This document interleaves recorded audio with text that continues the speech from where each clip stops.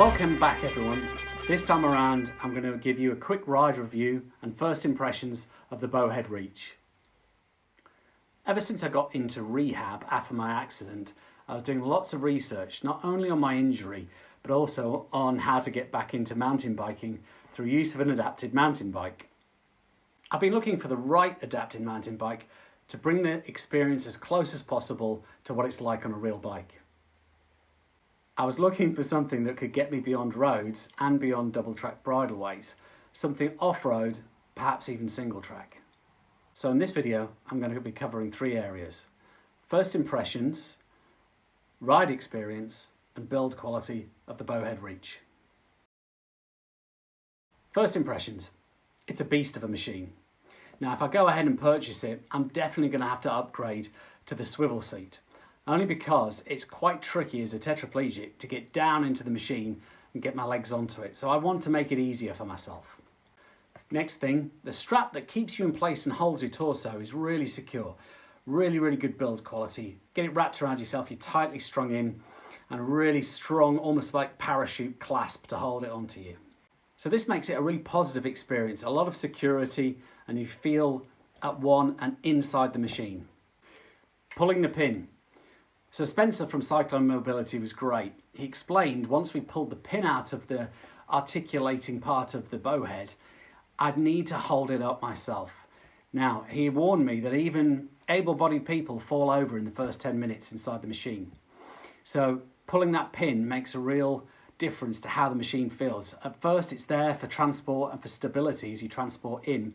Once you pull the pin out of the articulating mechanism, it's anybody's guess as to how long you stay up.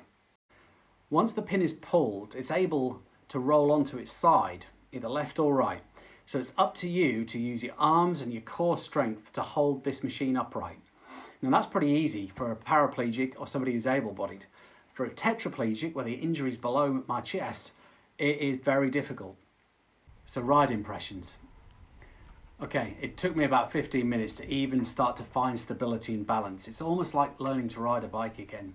It's very easy to lean too far left or too far right and take the machine beyond a point of balance. Now for an able-bodied person, this is a new learning experience as well, because you have to learn to lean left or lean right and steer in the opposite direction. It's almost like surfing. It's like taking a whole new concept of cycling and applying it to the Bowhead Reach.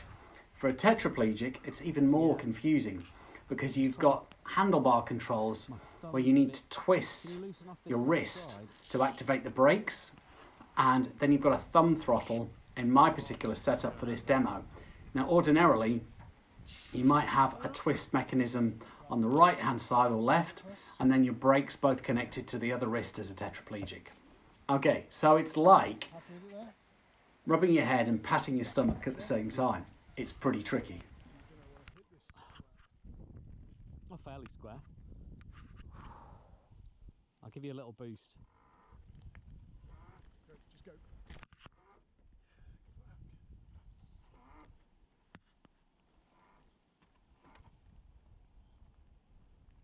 Tell me if you want me to let it go. Well, I'll take it steady, Neil, and Yeah. I haven't got much in the way of brake right now, to be honest. Stop then. And you'll have to move it round. Now build quality. It's a fantastic machine. It's really well made. The titanium frame that came along with it is probably worth the upgrade. It's minimal in terms of weight saving overall, but it looks amazing. The front end that articulates is beautifully put together, and the rear suspension looks amazing, even on the lower quality suspension of a Bomber Z1 that was put on the back of this. So really well made. The seating was great, carbon fibre, good quality build, excellent overall. However, the quad bar brakes and acceleration system for tetraplegics, I wouldn't say is the best build quality. I've seen similar setups before. They've basically cut the brakes in half on the brake lever, drilled a hole and inserted a cable, which is then rotated by the bar, and it pulls and activates the brake. For $1,000, I'd really want to see some better engineering, something that's easier to use for a tetraplegic. Now on Bowhead's website, they actually have a braking mechanism which you activate with your jaw. So it's a mouth braking system. That's probably going to be better for me. Maybe next time, if they have the parts, I'll give it a go.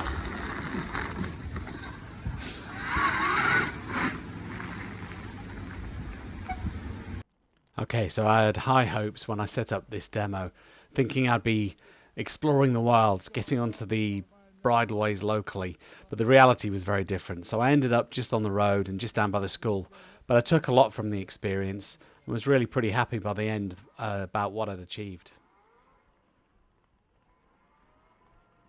Okay, so once again, a big thank you to Caroline, to Neil and to Spencer from Cyclone Mobility for helping me have a go and try this out.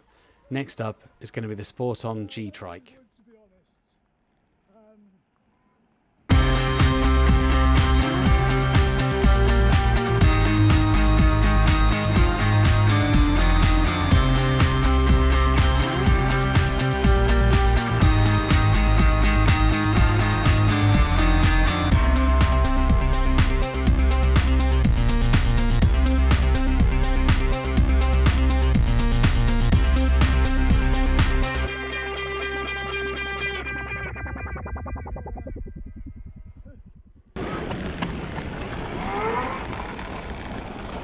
You've got much better at it.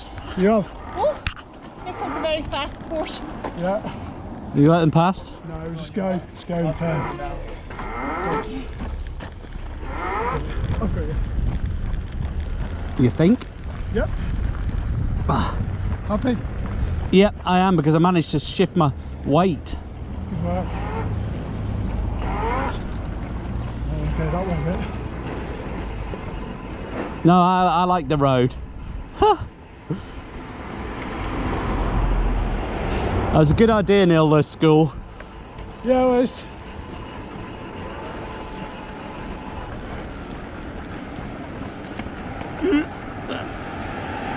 God damn it. This will do. Dang it. There we go. Happy with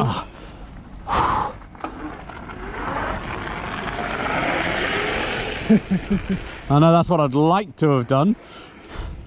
All right. Well, you could probably just go for it. It might not end well. I don't think it would. We've got enough troubles with no care company without me hospitalising myself.